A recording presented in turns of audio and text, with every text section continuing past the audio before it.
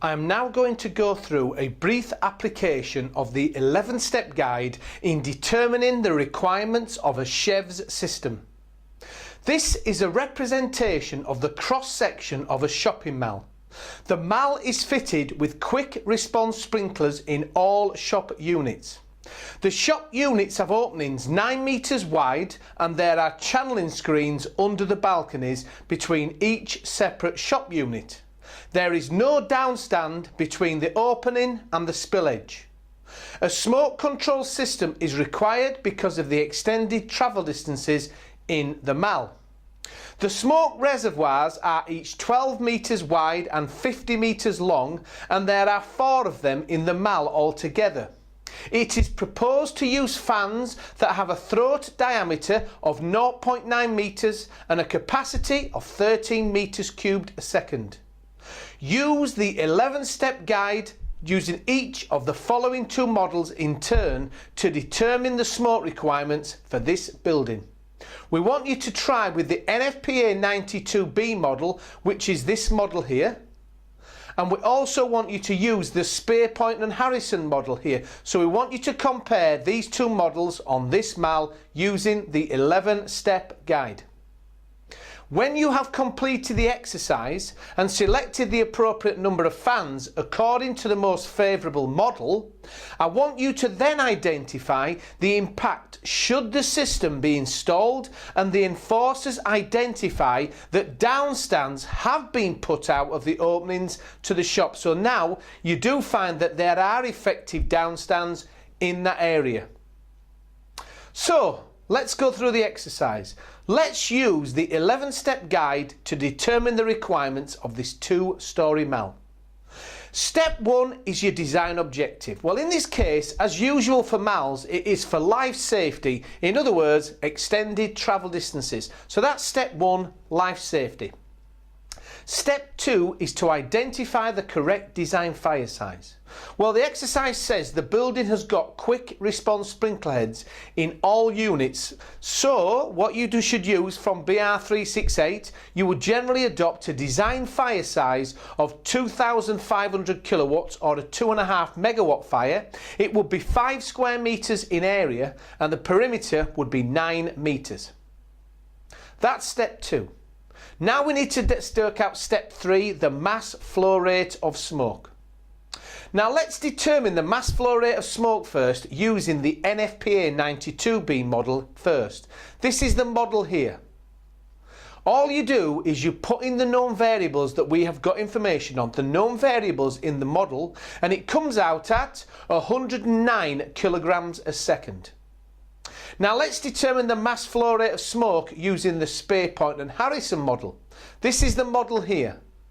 Now first of all here we do have to identify the mass flow rate of smoke out of the opening first. In other words, this is done in stages, and this is the formula here to determine the mass flow rate of smoke out of the opening.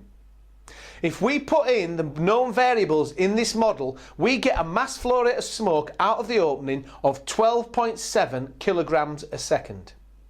So 12.7 kilograms a second is flowing out of the opening. In this exercise it states that there is no downstand, so the mass flow rate of smoke under the balcony is the same as the mass flow rate of smoke out of the opening. So MB will be the same, 12.7 kilograms a second. Next we have to determine the depth of the smoke layer under the balcony using this formula here. Now if we put in the known coefficients, we will get a depth of smoke layer of 1.32 metres. That's the depth of the smoke layer, 1.32 metres. So that's the depth of the smoke layer. Then finally, now we can determine the mass flow rate of smoke using the following formula here. This is the formula now at the spill edge, telling you how much smoke will be in train, how much air will be in train, and how much smoke you will have to extract. If you put in all your known variables, you get a mass flow rate of smoke using the Spear, Point and Harrison of 74.88 kilograms a second, significantly lower than the previous model. Now, to be certain that the Spear, Point and Harrison model formula is appropriate, you've got to check that this formula is satisfied. HR has got to be less than 3.4 times WO to the 2/3 plus 1.56 times the depth to the 2/3 and the whole lot to 3/2. In other words, the height of the rise has got to be less than that. You've got to check this. Now, if we put in the variables, this comes out at 52.54. Well, clearly, our height of rise is 4.3. It's much less than 52.54, so the formula is applicable, so you can apply it. Then we move on to the next step, determining the smoke layer temperature, the temperature of the smoke now. Let's firstly determine the temperature of the smoke using the NFPA model. This is the formula here, theta equals QP divided by M smoke times C. Now, if we put in our known variables in here, we get a theta value of 23 degrees Kelvin. So it's a 23 degrees increase in temperature. Now we need to determine the absolute temperature of the smoke using the following formula. TL is the smoke layer temperature equals T0, which is the ambient air temperature, plus theta. We put in the known variables. The absolute temperature of the smoke is 316 degrees Kelvin or 43 degrees Celsius. Now let's determine the temperature of the smoke using the Spearpoint and Harrison model. Now, if we put in the known variables in here, we get an increase of 33 degrees Kelvin. So the absolute temperature, according to Spearpoint and Harrison, if you put it in here, will be 326 degrees Kelvin or 53 degrees Celsius. The next step we have to carry out is the stratification check. Now, in this case, because the height of rise is so low, you don't actually need to carry out a stratification check in this case. Because it's so low, you can go straight on to step 6, which is determining the ventilation requirements. Now, in this step, you decide on the type of ventilation required, either natural or mechanical. Then you have to determine the number of reservoirs required in this area.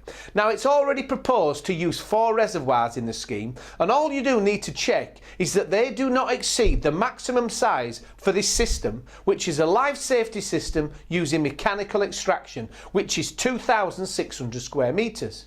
Well, the proposed reservoirs are 50 metres by 12 metres, which is only 600 square metres, well below the acceptable size.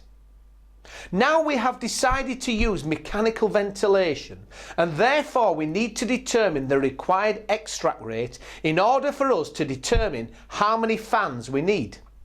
To do this, we need to convert the mass flow rate of smoke to a volumetric rate, because fans are rated in meters cubed a second, not kilograms a second. This is the formula you need to apply here. V equals M smoke divided by rho 0 times TL divided by T theta. This converts mass flow rate of smoke into volumetric flow rate. Let's firstly determine the volumetric flow rate using the NFPA model. This is the model here, and if you put the values in, you should have got 98 meters cubed a second of smoke required to be extracted from each reservoir. Now let's determine the volumetric flow rate using the Spearpoint and Harrison model. You put in the known variables and it's 67.3 meters cubed a second. So that's the volumetric flow rate for both models we need to achieve. NFPA 98 metres cubed a second, Spearpoint and Harrison 67.3. Step 7 then, move on to that one now, is the number of extract points. In this step you determine the number of extract points to extract the volumetric flow rate determined in step 6. And this is the formula you apply. N must be greater than or equal to V divided by V fan, where V is the volumetric flow rate of all the fans in the reservoir running, divided by the volumetric flow rate of the fan, the rating of the fan. Now, if you put those values in, for the NFPA model, you've got 98 divided by 13. It comes out you need 8 fans. So to satisfy the NFPA model, you need 8 fans. Let's work it out now for the Spearpoint model. If you put it in here, you've got 67.3 divided by 13. This says 5.2 or 6 fans. So you actually only need, some would actually argue 5, it's only 5.2 or 6 fans, but we'll go for the higher level, 6 fans needed to satisfy that requirement.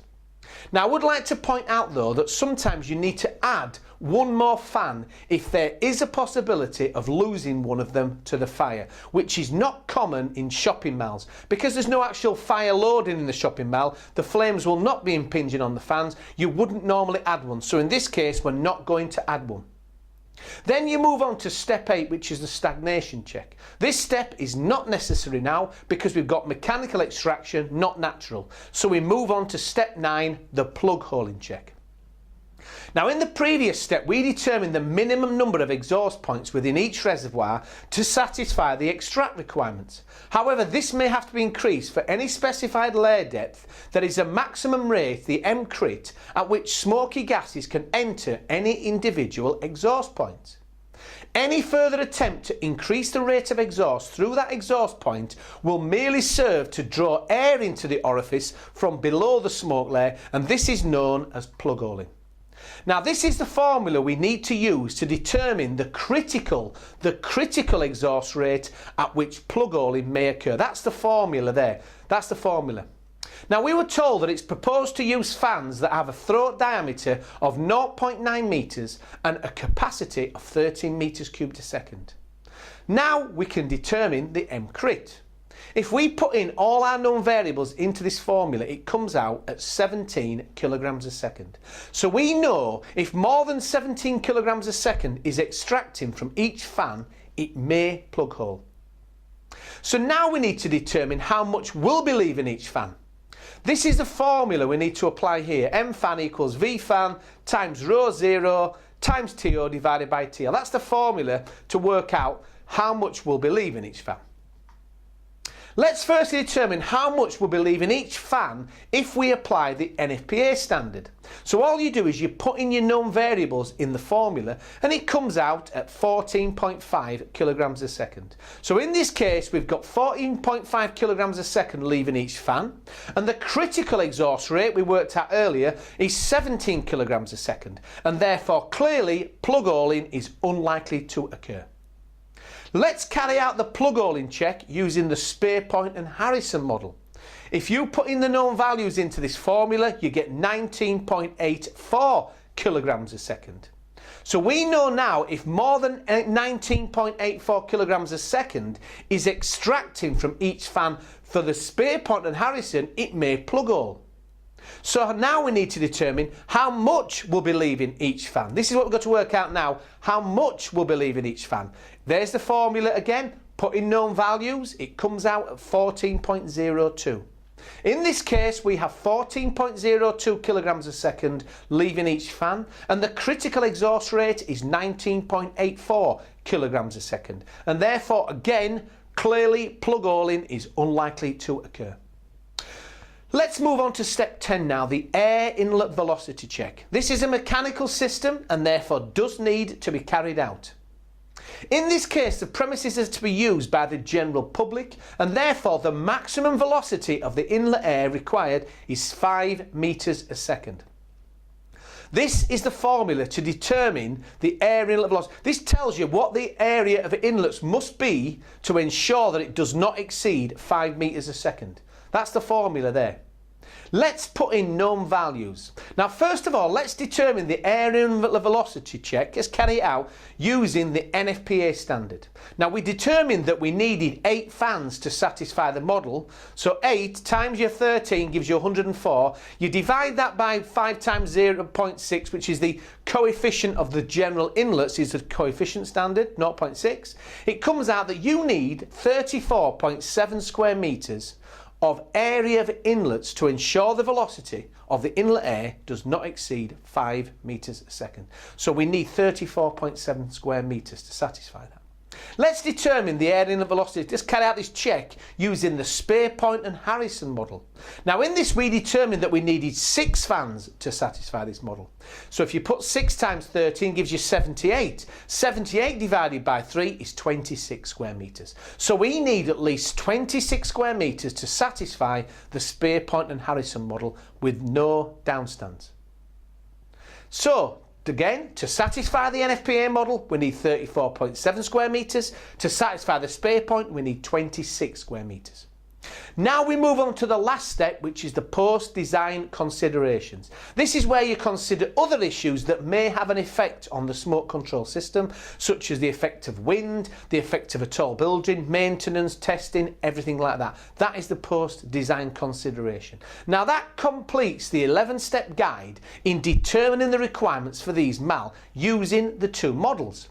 Now in this case, as you can see in this table, the fire engineer could adopt the spare point model and put in just 6 fans with an inlet area of only 26 square metres.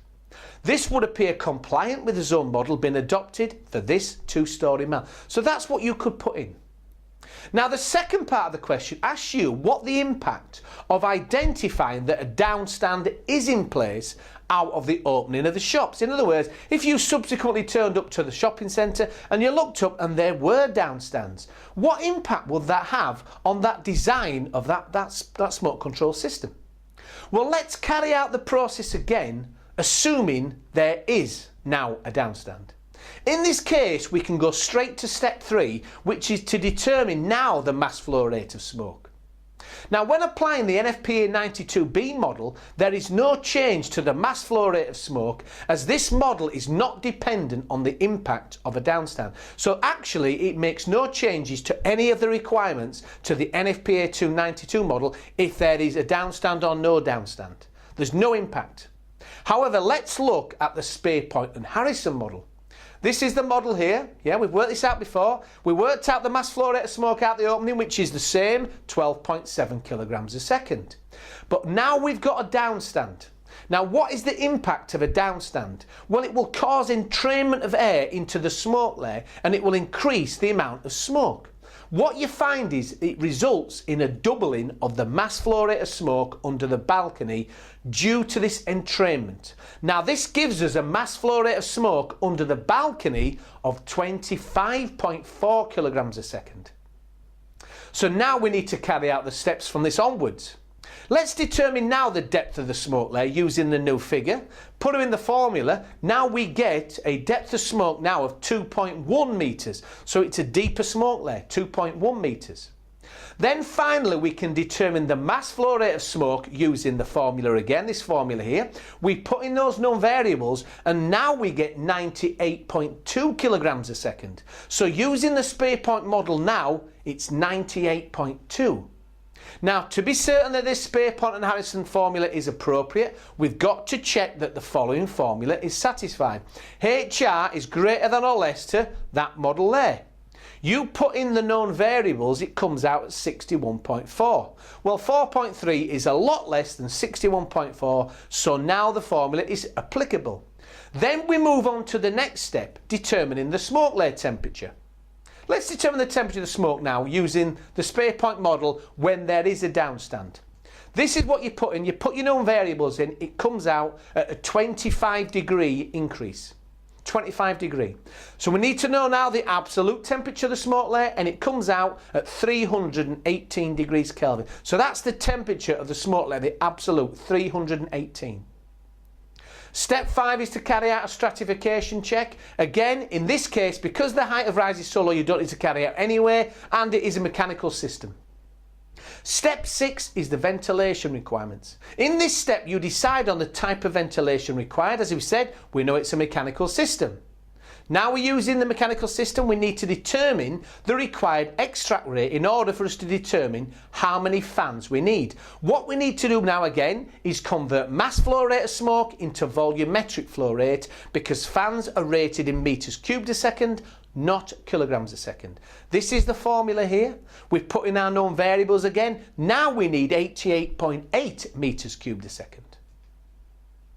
Step 7, the number of extract points. In this step, you determine the number of extract points to extract the volumetric flow rate required in step 6. Let's determine the number of fans to satisfy using the Spare Point model now with a downstand. This comes now, it shows you there, 88.8 divided by 13 gives you 7. So now we need 7 fans, not 6, we need 7 fans. We move on to step 8, the stagnation check. Again, this step is not necessary mechanical extraction, so we move straight on to step 9, which is the plug holing check. In the previous step, we determined the minimum number of exhaust points within each reservoir to satisfy the extract points. However, this may have to be increased since for any specified layer depth, there is a maximum rate, your MCRIT, at which smoky gases can enter any individual exhaust point. This is what we need to work out, and there's the formula. MCRIT equals all that. All we do now is we put them in the formula, the variables in, and this comes out now, the MCRIT is 17.8 kilograms a second. So we know if more than 17.8 kilograms a second is extracting from each fan, it may plug hole. Now we need to determine how much will be leaving each fan. And all we do is we put it in the formula there, and it comes out at 14.37 kilograms a second. So in this case, we have now got 14.37 kilograms a second leaving each fan. And the critical exhaust rate is 17.8 kilograms a second. And therefore, clearly, plug holing is unlikely to occur. Let's move now on to step 10, the air inlet velocity check. This is a mechanical system and therefore does need to be carried out. Again, 5 meters a second is what we're looking at for the general public. You put in your known values, it comes out at area of inlet must be at least 30.33 square meters. So that's what we need now, assuming there is this downstand. Move on to the last step, which is the post-design considerations, as we preferred earlier. Let's just summarise then what we found in the exercise. This shows you a comparison between the various models with and without a downstand. With no downstand, the NFPA model requires 8 fans and has a volumetric flow rate requirement of 98 metres cubed a second. Whereas the SparePoint model only requires 6 fans and 67.3 metres cubed a second. This means that the NFPA zone model requires 46% more smoke to be extracted than the SparePoint model. However, if there is found to be an effective downstand, or later on they put a downstand in, the NFPA model still requires 8 fans and has a volumetric flow rate of 98 metres cubed a second, whereas the SparePoint model requires 7 fans and 88.8 metres cubed a second. This compromises the safety of the occupants of the shopping mall if they designed it using the SparePoint Harrison, assuming there was no downstand and there is one. Do you understand how important it is to understand the impact of that downstand? And this also shows you that it's not a bad idea for designers to future-proof their design, considering what could happen and indeed does happen. This is in line with BS 9999, the fire safety in the design, management and use of buildings, which says you should look to the future.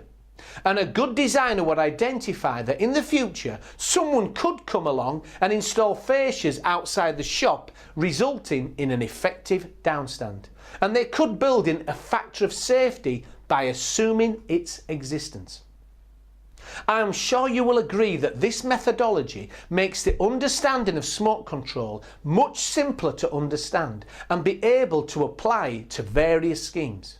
Now, we are keen to disseminate this information across the globe to all those with any interest in smoke control, from the designer, architect, fire engineer, fire officers and enforcers, and have developed an online training course.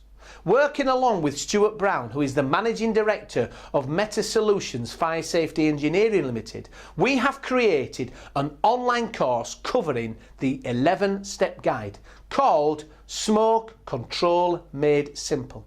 This online course covers all the steps involved in determining the requirements of a smoke, heat and exhaust ventilation system.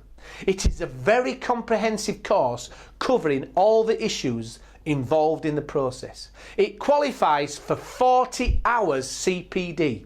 You are expected to carry out over 150 exercises in the course to ensure your understanding, and on completion of the course you will get 15 full exercises from start to finish, going through from start to finish, step 1 to step 11. This will make sure that you do understand what you're doing, and it makes you more proficient.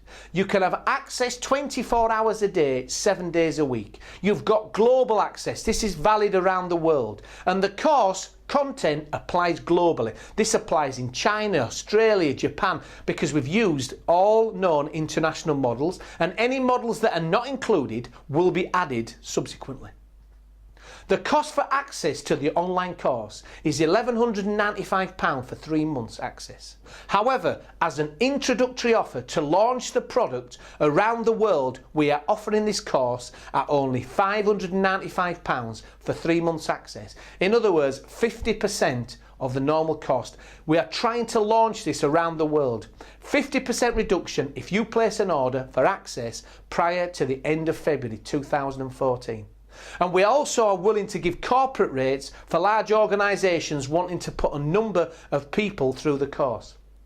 We are also keen to promote this to universities and will have a massive reduction for anyone from university who wants to offer this course to fire engineers, fire safety officers, building control officers or architects. So any universities that want information on how this course can be made available to their students while they're at university, we will discuss how this can be made available.